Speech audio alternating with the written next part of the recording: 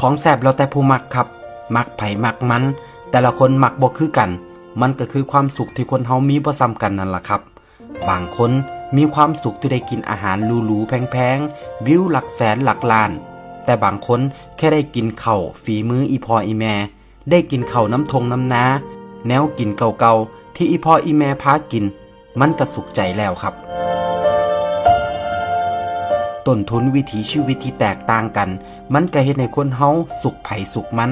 ว่ากันบ่ได้เฮาถูกเลี้ยงมาจากแนวกินแบบใดเฮาก็มักอันนั้นบ่แปลกหรอกครับบ่แปลกที่แนวกินบ้านเฮาสิซ่อนความทรงจำความผูกพันไว้ในนั้นกินไปคิดฮอดบ้านไปคิดพอสมัยแต่กี้แต่ก่อนคิดฮอดตอนออกไปหามาอยากมากินเฮาเคยผูกพันกับแนวกินอันใดไปอยู่ไกลบ่ได้กินคือเก่าเฮาก็อยากหวนคืนกลับมากินมันอีกแนวกินหลายอย่างมันกลายเป็นภาพแทนของไทยบ้านเฮาเลยก็ว่าได้ครับแค่เห็นข้าวเหนียวส้มตำลาบก้อยข้างทางหรือแนวกินอีสานบ้านเฮาอยู่ต่างถิ่นเฮาก็คิดฮอดบ้านแล้วแต่เชื่อบ่ครับ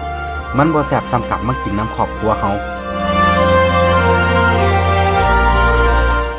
บ่เคยบอกว่าแนวกินบ้านเฮาดีกว่าไทยอื่นแค่อยากบอกว่าสำหรับเฮาแล้วแนวกินฝีมืออีพ่ออีแม่แซ่บที่สุดสำหรับเฮาเท่านั้นแม้ว่ามันอาจบ่ได้แซ่บสำหรับคนอื่นก็ตามครับ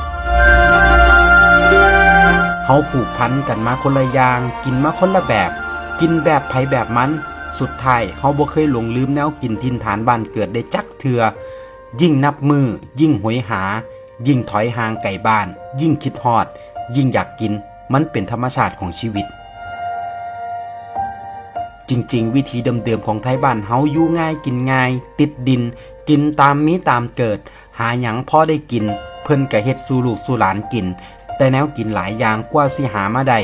มันเมื่อยมันก็เลยกลายเป็นความทรงจำพอเฮาได้กลับมากินก็มักสิคิดฮอดความเก่าข้าวหลังคิดฮอดคนที่เคยป้อนข้าวป้อนน้ำคิดฮอดคนที่เคยห่วมผ้าเข่า